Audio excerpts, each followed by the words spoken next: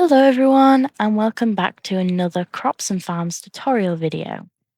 As you can see, today I am stood in a lovely little greenhouse because I have made an example of what we're going to be doing today.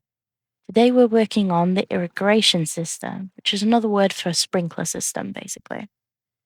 So before this tutorial begins, I do recommend that you have a kiln and a normal workbench, just the regular one with the blueprints on top, ready to go. If you don't know how to make these, I do have tutorials for them both on my channel. I will link them down in the description so that you can access them if you're unsure on how to make these.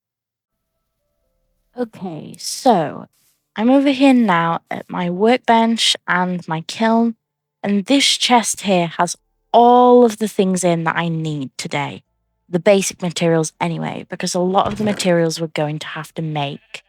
Now, as you can see, I have slime balls here, copper ingots and iron ingots and some diamonds. So first of all, I'm going to take my slime balls over to my kiln because we need to make some rubber.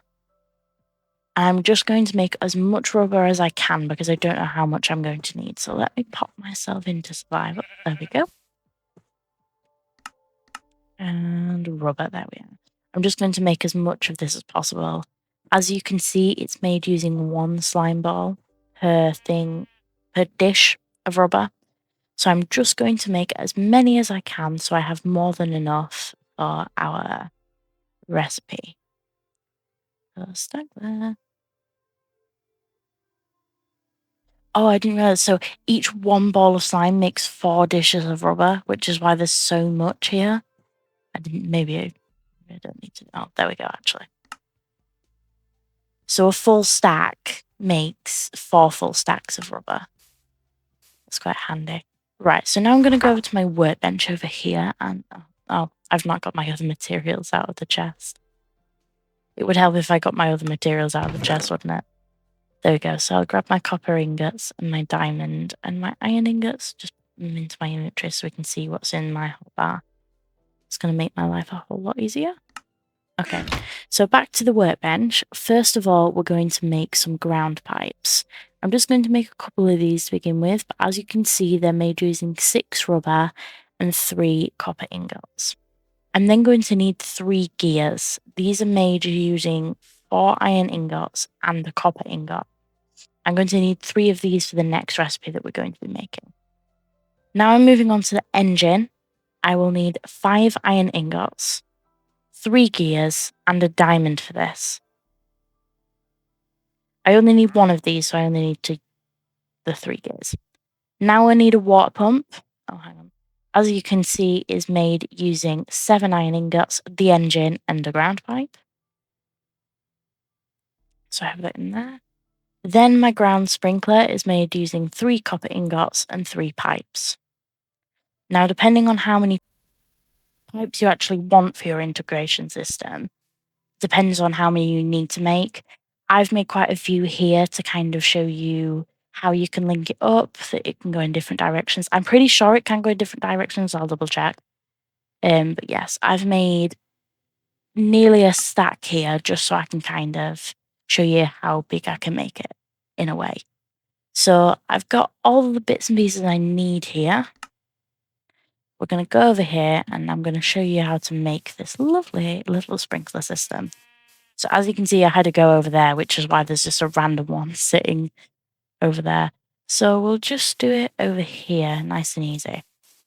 So what I would recommend doing first before you put any water in is putting your pump down. Then if we drill a hole underneath and put the water in, you need to make sure that it sits above the water. We will know that it's working when it starts doing this. Then we want to start our pipe from the side with the yellow hole. There we go. We just pop our pipe down in any direction we want. We can do it in different directions. Should work. I will check. There we go. And we put the sprinkler on there. And as you can see, this shows you how much area the sprinkler covers. They do cover quite a bit of area. And they'll go off every minute or so. Not long. A couple of seconds to a minute. Now, let me see if this one works. Yeah, There we go. So now I'm just going to hop back over to my workbench because I forgot to make some more sprinklers, just to check that it definitely does work in different directions. It should, theoretically. I've not tried it, but it should work. Right, let's have a look. And there you go.